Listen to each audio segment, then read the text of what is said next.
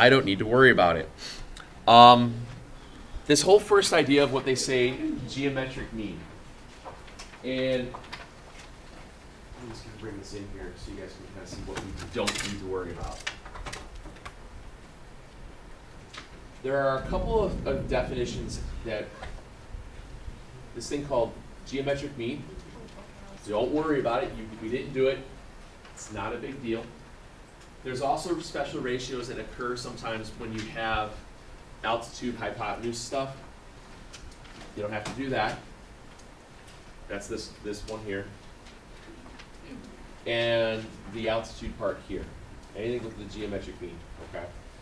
Now, when you get into it though, that means that these weird ratios you don't have to know. But one thing I do want you to see is that you don't need to worry so much about this whole idea of geometric mean because, excuse me, if you know a little bit, if you look at, let me rephrase this. If you look at this diagram, how many right triangles are there? Three of them. There's three of them. Okay. There's three of them. We've got the large one, the medium one, and the small one. Okay. So you've got three right triangles, which basically means that in order to work through a diagram like that, you could literally just use Pythagorean theorem a couple of times depending upon what you know. That's one of the main reasons why we don't really worry about this whole geometric mean, altitude, hypotenuse stuff, because to be honest with you, it's a pain in the angle side. It is. You're right, there isn't, but it's an angle side. Now, I hate to be the bearer of bad news for you, OCL. Next year, there's going to be angle side. What? No. I know. Dios mío. No, what happens is there's, remember how we did law of sines? Yes. What happens with law of sines, and this is going to be in Algebra 2, and it doesn't really matter about the level of altitude that you wind up through. It's something that we discuss in Algebra 2 that is pretty common. It's that next level thing, where law of sines said that, the sine of A, little b, and so on and so on. What we do in Algebra 2 is that there is a theoretical possibility that depending upon the angle measurements that you get, when you have that extra side length, you have just the angle of two sides. It is possible for one of those angles to be one of two measurements. So it is possible that when you have an angle side set up for law of sines, you could have two triangles possibly created. Yeah. You can have two possible triangles that are created, and as much as it sounds, what? It's a very easy process to check. Your Algebra 2 teachers will show you. If they show you a weird way, come talk to me and I'll show you a shortcut. There's a nice shortcut that if you guys know how to use a supplementary angle and subtract, you can do that as well. So, I can only add. well, how do we add negatives? Sure. So anyway, so when we back to this though, don't worry about the idea of anything that says geometric mean. It's not something that we really discuss all that often at all. Back to the main list then. Really the main important thing in chapter 7 was Pythagorean theorem, which we've been using the entire school year. The idea of what an angle of elevation is and all your trig ratios.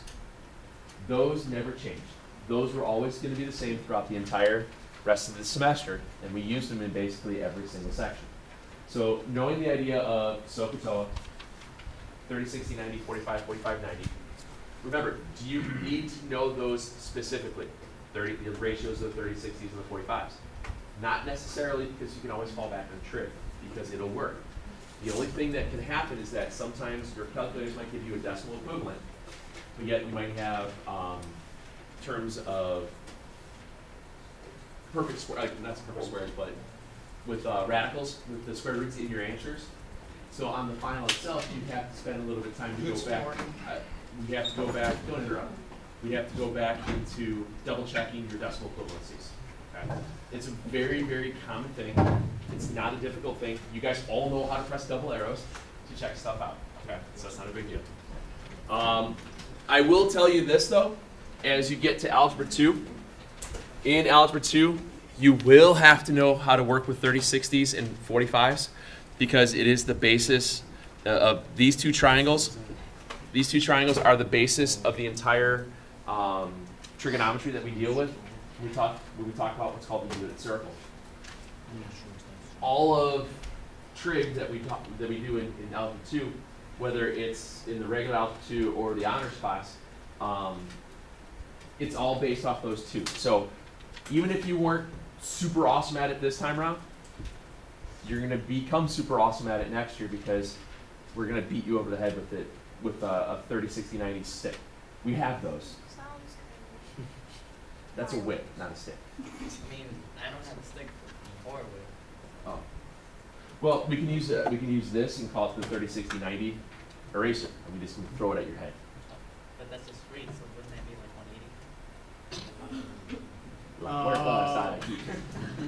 180? All right. So remember these topics that are on this first page. We use them basically every day since January. January. We've been using them all through ever since January. Okay. Now, so these first couple of questions here, obviously these first three, all deal with the idea of geometric mean. You can't do it. You don't know how to do it. It's not a big deal. Okay. Not at all. Now, one of the things you could have done is if I happen to give you the value in the middle here, if I did that and asked you to solve for x and y, excuse me. Let's say that I said that this is 10. If I give you that part, could you figure out what x was and could you figure out what y was? Yeah. Just by using what? Pythagorean theorem. Okay. You can do that via using Pythagorean theorem. We don't, so if you see a picture like that, you'll have enough information to bounce around and be able to find the rest of the stuff, just so you know.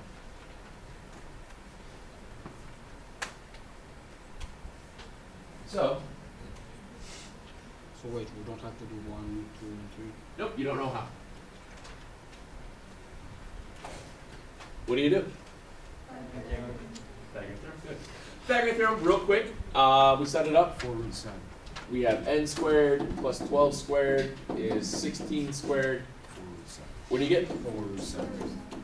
Real fast. Or 10.58. And like Whiskey was just saying, if by chance your calculator doesn't give you the answer in square root form, which is perfectly fine, when you look at the answers on the test, if you see 4 root 7, 4 root 9, or 4 root 8, 7 root 4, all you'd have to do is just press the buttons to see what decimal you got, just so you understand which one it was. So remember, you don't have to have the calculator that does the radicals. It's extraordinarily helpful if you do, but if you don't, it's not the end of the world.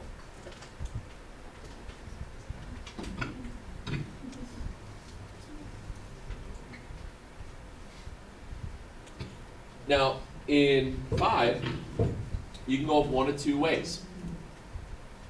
You can go one of two things here. You can utilize the fact that you have 30, 60, 90 triangles to start with and use the ratios, or could you just use trig to figure it out?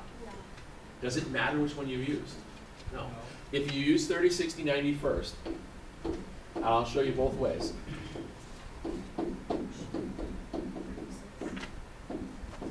Across from which angle do you know? You know across from the 90 is equal to 16. So that means that you have the one-step equation of 2x equals 16. What's the value of x? 8. Good.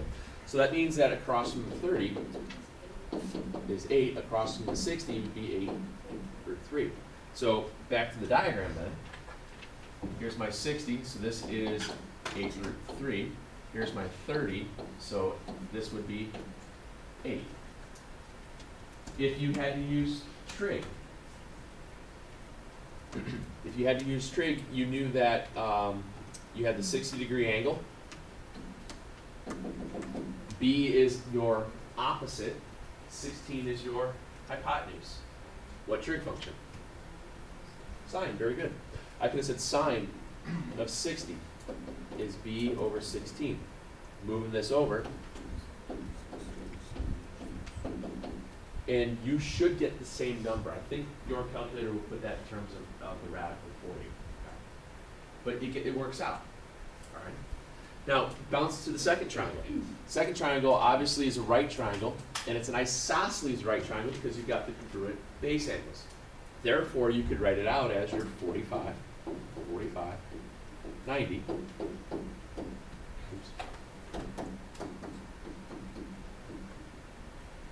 And you know across from a 45. So you've got 8, 8, and what's across from the 90? 8 root 2. And that's how you fill those things through. They move rather quickly. All right. If you, excuse me. Remember, even if you were given across from one that is a radical, that has the root 3 built into it, you divide it out, your calculator will put it in simplified radical form for you. You don't need to worry about how crazy some of this stuff could look. For example, if we happen to be, where is it?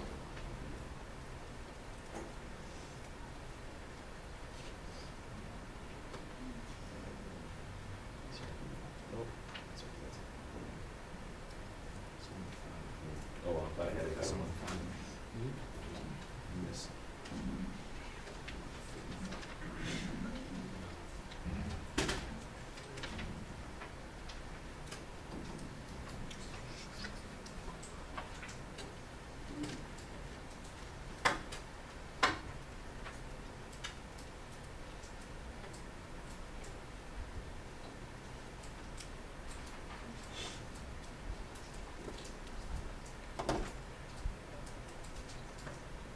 If I do something like this,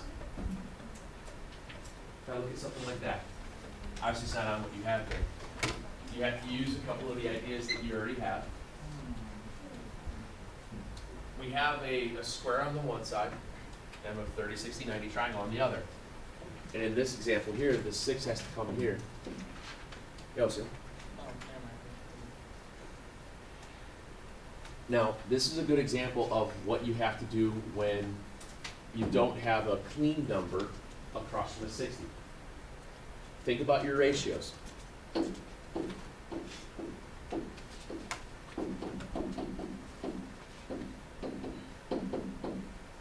get that across from the 60. How do you get x by itself? Yes, sir? That's all you do. Now, when you divide it out by the root 3, your calculator will do that for you in terms of simplifying the radical out. It does it. Okay. I believe you get 6 root 3 over 3, so you 2 root 3. Yeah. Okay. You get 2 root 3 for the value of x. Now that means that that 2 root 3 goes across from the 30. And what do you do to that to put it across from the 90? You double it. 2 root 3 times 2, put it in your calculator, you get 4 root 3. Okay. Now, let's say you had a ginormous brain fart and you forgot how to set up 30, 60, 90s. But you still know what SOHCAHTOA stands for. Can't you still do that? What's that? But SOHCAHTOA? Yeah.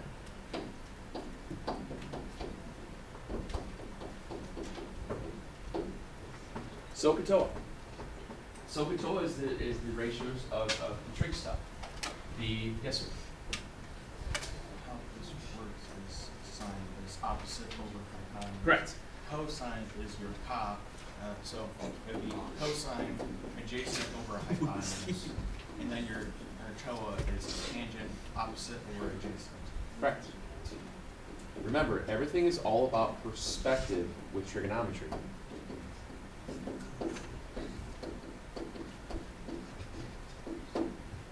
Trigonometry is all about perspective when you're talking about a right triangle.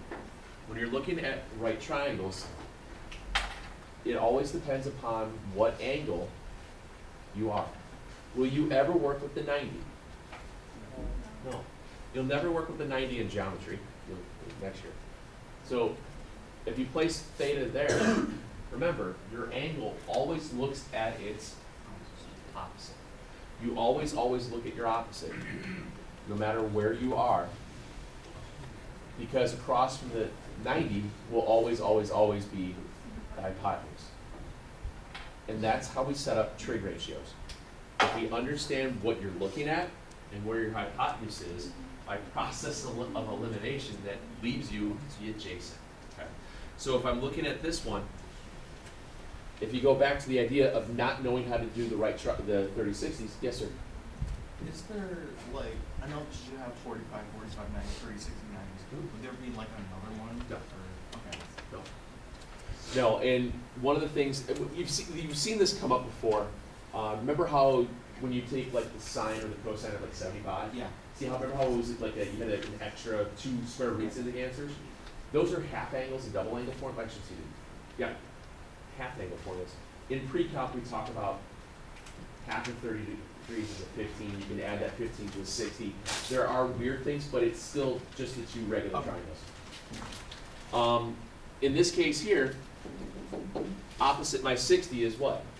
6. So if I wanted to figure out A is the, so I could have used sine of 60 is 6 over A. And when you have the unknown in the bottom, what do? Denominator, excuse me. Exchange-o, change-o. And the same idea goes for, if I know that 6 is my opposite, B is my adjacent, what trig function is opposite adjacent? Tangent. I could have done tangent and do the same thing.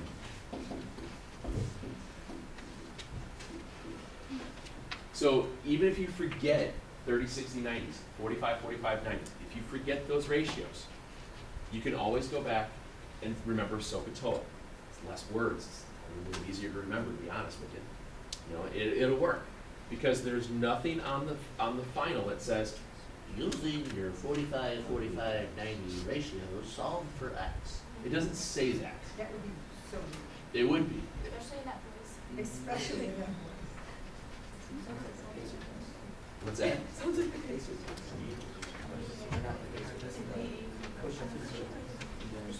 It is. It actually do that? Yeah. What? I don't even try. Down. Up. Ooh. Down. That's funny. Down. Alright. Alright, we got it. I'll tell you later. Getting into trig with non-special right triangles. What's up? When you get into trig with the non-special right triangles, it goes back to the idea again of what do you have and what do you know? Well, obviously in this first one it's pretty straightforward. You know across from the 90 is 15, so there's your hypotenuse. When you're at your 62, you're looking at your opposite. What trig function are you going to use?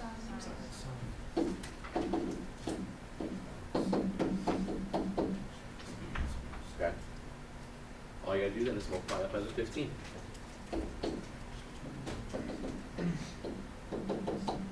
And that would be the right buttons. Now remember, what mode should your calculators be in? Degree. If you start getting really, really, really, really weird numbers and or negative numbers or anything like that, you're probably in the wrong mode. Now most of you guys don't have to worry about it. Paul, you might have to always double check yours because remember how to check yours? Hit math and make sure it's in the right, I'm sorry, not the math, hit mode. Mode button. You always want to make sure yours is on degree.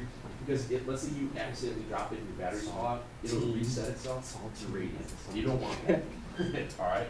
I think Justin sometimes has that graphic calculator too. I don't know if he sees that. But I think he knows that too, so I'll just double check. I think you guys might be the only ones who have it. What's that? I'm sorry. The two what? The two modes?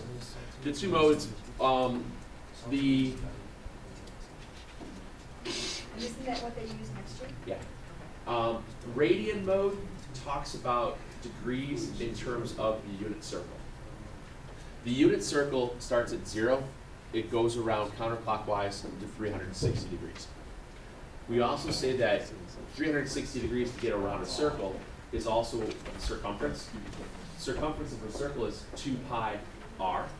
So to get around a circle would be 2 pi. So if this is 2 pi, halfway around a circle would be 1 pi.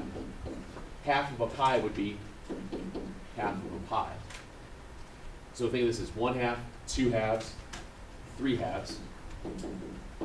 So what we do in terms of radian measures, if we're looking at it in terms of pi, we look at it in terms, instead of being degrees, it's portions of the circle's circumference.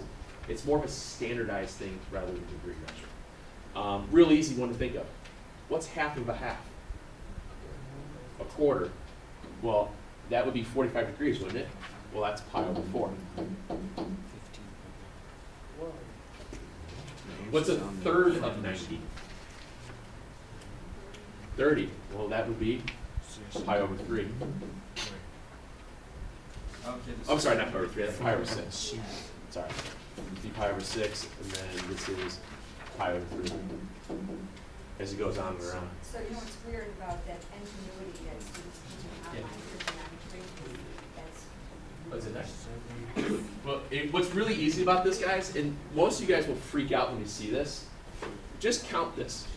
1 6, 2 6, 3 6, 4 6, 5 6, 6 6 whole, 7 6, 8 6, 9 6, 3 halves, 10 6, 11 6, 12 6 is a whole. So each tick going up and around is a sixth for the pi over 6, pi over 3. Pi over 4 is 1/4, 2/4, 3/4, 4/4, 5/4, 6/4, 7/4. You're just counting by very short fractions. What's that? like a ruler. Yeah. And that's, the unit circle for last students freaked them out. But if you really, it breaks it into, all you need to know, this is a 30-degree angle, that's a 45, and that's a 60, that's a 90. If you know what the trig ratios are for 30, 45, and 60, everything else mirrors itself around throughout the whole unit because of symmetry. There's no class. There's no class, right? What do you mean, 5? 2, 3, 4, then it's getting to 6. Oh, I was just writing it up quickly. Oh, It's much easier than what you ever give yourself credit for thinking. It's actually really, really easy. It's easier than a lot of the stuff that we do. Because it's one process, one thing, and you just have to know where things are positive and negative. If you know that, this is a piece of cake. But anyway, that's where radians come from.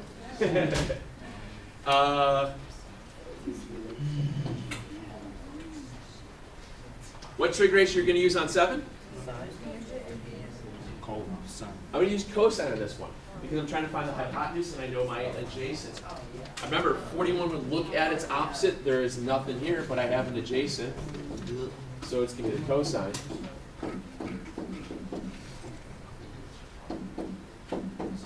And you have to do your changeo. Okay? You have to do the changeo on that.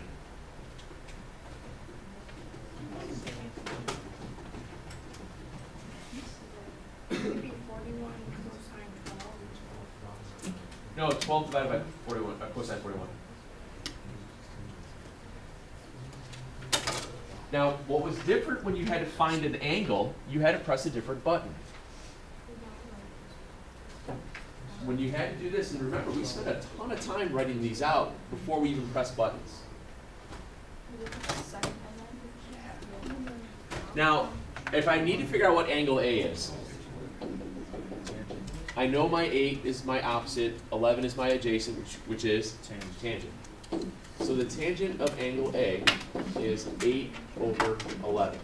Now, just like we've had to use inverse functions or inverse relations every time to solve an equation, whether it was the inverse of multiplying was dividing, the inverse of subtraction was adding, the inverse of squaring was square rooting, these inverse relations are still the same basic idea.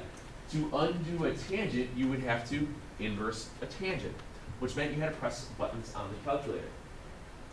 What angle has a tangent value of 8 over 11? And that's how you would type that into the calculator to get some value. Okay. the inverse function, that tangent -1, or second tangent, if you look at it on your calculator, that allows you to figure out what the question is, what angle has. You only use the inverse button whenever you're trying to find an angle. You don't use it at any other point in time, okay? It's only for that. And you just, obviously, you probably round to a couple decimals, depending upon whatever the answer is, okay?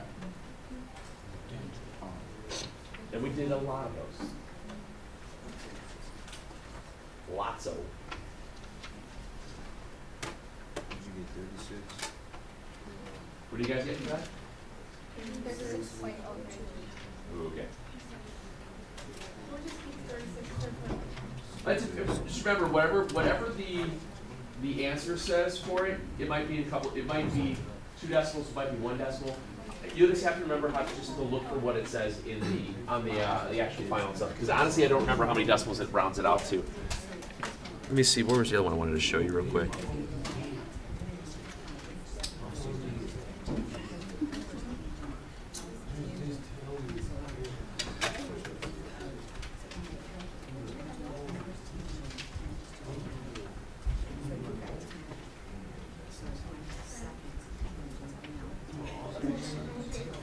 Which one we did, but I think we had a test similar to this.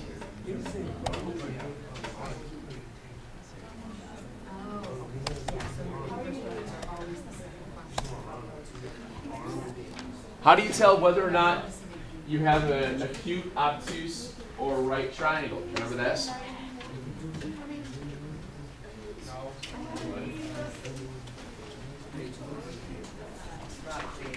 New one.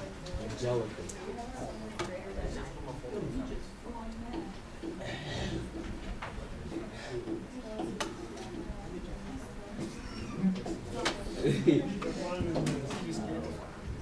One of the things that we also did in chapter 7 that didn't seem to, that we kind of glanced over, we didn't spend a ton of time on, but it is a pretty easy question to ask, is how to tell whether or not you have an acute, obtuse, or a right triangle. Now, if you have a right triangle, that means that your c squared is a squared plus b squared. Okay. No, that's going to be that's obviously it's a right triangle. Let me write it the other way around. The other two was whether or not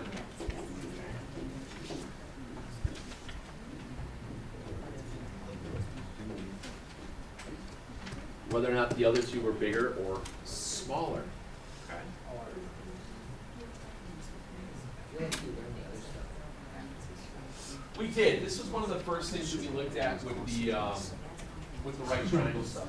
And I just, to be honest with you, I'm double checking it myself too. I want to say that if the squared sides were smaller, then the angle is big.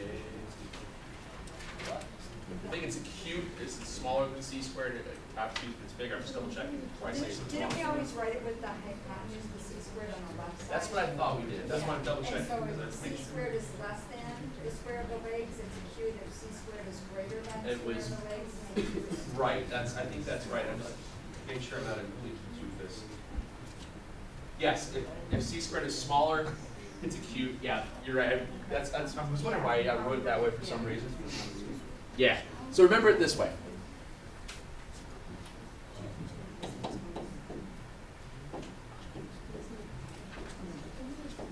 The easiest way to remember then, if the c squared is smaller, it's acute. Because it's little. It's a little.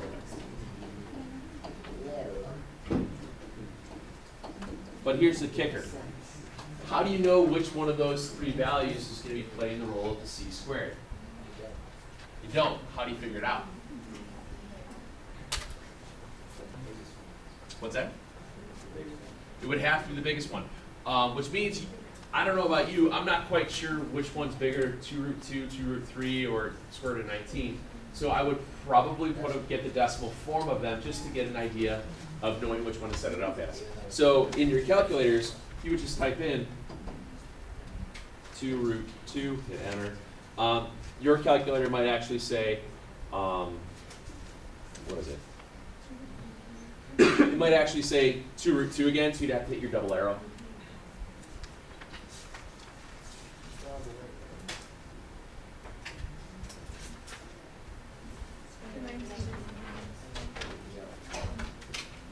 Okay.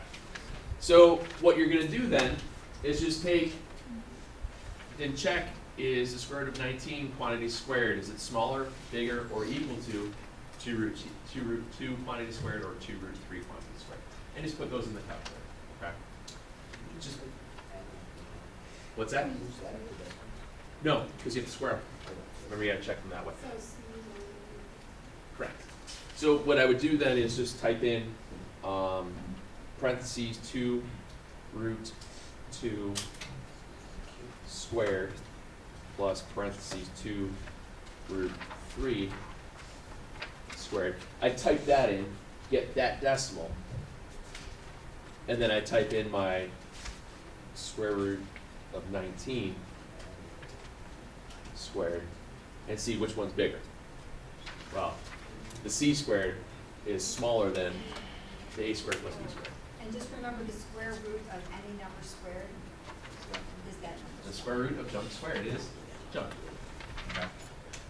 Don't forget, when you have 2 root 3 or 2 root 2 and you have to square it, you have to put parentheses around that whole thing. If you don't, you will be wrong. Just a little FYI.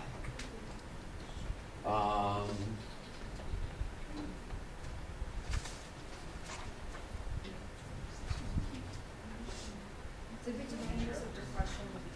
We did, and I'm going to grab one of those real quick too.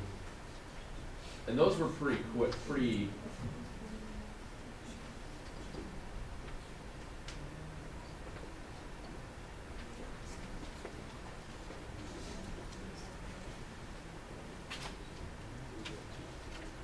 Real fast, angle of elevation. Angle of elevation is line of sight looking up.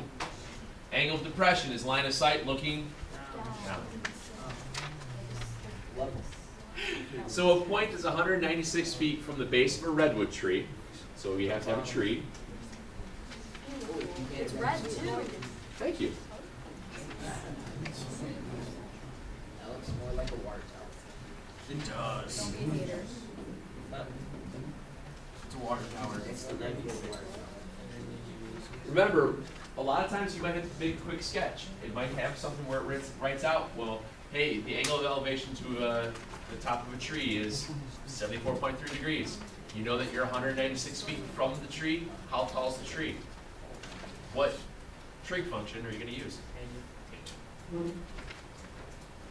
These weren't all that difficult, but remembering that the angle of elevation is line of sight looking up, and it doesn't say that you're at eye level or anything, it's just an angle of elevation from the ground. Are we giving them scratch paper for the final? Yes. What I was telling them earlier, I think we had run to go for those things out, is that on the actual packet of the final will be the back page is the formula sheet, and then I'm going to do this differently this year. The page after that will be a blank page. So they'll be able to tear off the last 2 pages and just use those. And you guys can write on your formula sheet and all that too, so you have plenty of scratch paper. You can write on the test and everything also. Most people never really worry about need extra paper than that. So. And then you just multiply by the 196 and it's relatively quick. Okay? Remember guys, we used chapter 7 in every other subsequent chapter throughout the rest of the book. That never, ever changed. Okay? Make sure, I know we just kind of briefly talked a little bit about 8 here, but as you get into looking at more of this stuff, when you get going into chapter 8, what's shaking, bacon? What's up? The opposite of down. Sorry, guys. So, as you get into the chapter 8 stuff, remember, we spent a good chunk of time, if you guys remember, there was that one flow chart that we made, like what parts had what things had certain things. I think that was section 8.7. But you might want to look back at it towards the last. I think it was the last section in chapter 8 that we talked about. We made that big chart about what shapes have what parts. That's a really important thing to know, because if you know which ones have opposite angles that are congruent, which ones diagonals bisect, which ones have diagonals that are right angles, you'll be able to use the Pythagorean theorem. You'll be able to use those things to solve problems. So, chapter 8 is a ton of material, but the most important thing is understanding what has what in the chart in 8.6. And it's on that, it's in your packet, on Yeah. that quadrilateral page, so it might benefit you greatly to make some note cards and really study. Would you say it would behoove I them? would. I already knew you were gonna say that. But yeah, guys, spend extra time on 8.6 out of the textbook. Go back to the website, go through that, use that as your guide to help remember.